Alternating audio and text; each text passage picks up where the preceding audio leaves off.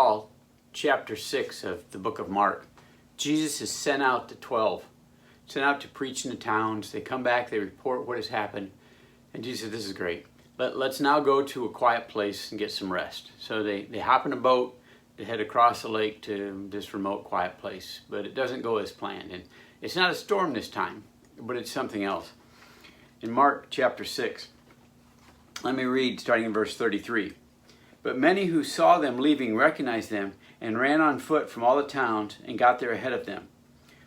When Jesus landed and saw a large crowd, he had compassion on them because they were like sheep without a shepherd. So he began teaching them many things. I'm not sure how they knew this remote place where he was going to land. Is it they saw the wind blowing the sailboat and they said, oh, that's where it's going to land? Or was it that was the only place that wasn't rocks, some place that they could land? I don't know. But what is key here to me is it says they ran from the town. The Greek word here for ran is really two words. It's to run and with. They ran together as a crowd to see Jesus. It wasn't because he had fed them. That's about to take place, but he hadn't fed them yet. They tossed everything aside and ran to this remote place to see him. Wouldn't it be great if that happened today? If people tossed things aside to just spend time with Jesus? I really believe it would if they knew Jesus. They really, really knew and understand the love that he has for them. So how did they hear about this? How would they have known about it? Well, from others. There was no social media in the day. Jesus didn't have a profile. Bartholomew wasn't keeping Jesus' Facebook page up to date. It wasn't from billboards. And TV commercials and infomercials, they were another 2,000 years down the road. How did they know about Jesus? Others that had had contact with Jesus. Most likely, someone had ran to them that had run already to Jesus. It's the same way today. People telling people.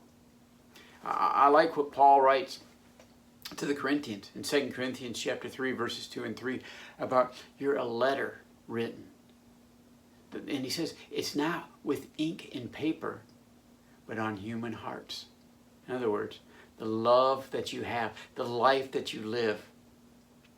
I've come across more people than I would like to have that don't follow, that don't believe because of what they saw in the lives of people that claimed to follow Christ, because of the way they were treated by individuals that claimed to follow Christ. See, we need to run to others, but not with words, with our lives, how we treat them, how we take care of them, willing to be taken advantage of, because I don't have to have my rights, willing to roll up our sleeves and serve. See, we like to be served, but Jesus says, roll up your sleeves and serve others. The commitment they see in our life to Jesus. That's what we need to be running with. We need to run so that others will run to Jesus. Let's get our running shoes on. Let's start running.